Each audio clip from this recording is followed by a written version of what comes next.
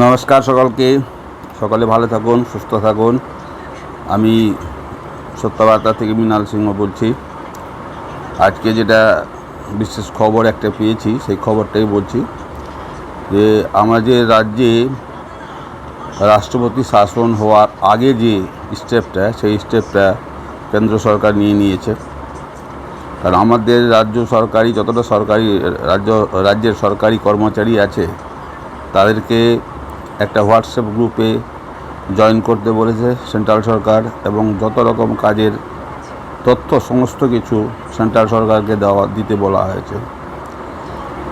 রাজ্যের কোনো মন্ত্রীর, কোনো সচিবের, আমাদের মাননীয় মুখ্যমন্ত্রীর কোনো কিছু করেন, কারণ এটা সংবিধানের মধ্যেই পড়ে।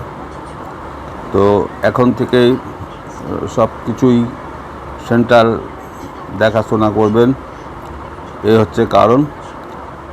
তো এটা বিশেষজ্ঞ, যারা সংবিধান বিশেষজ্ঞ আছেন, তারা বলছে যে এটা হচ্ছে রাষ্ট্রপতি শাসনের আগের স্টেপটা।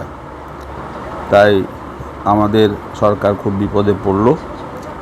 মনে হয় 26-এর নির্বাচন আগেই মনে হয় রাষ্ট্রপতি হয়ে যাবে, শাসন হয়ে যাবে, এই আশা করা যাচ্ছে।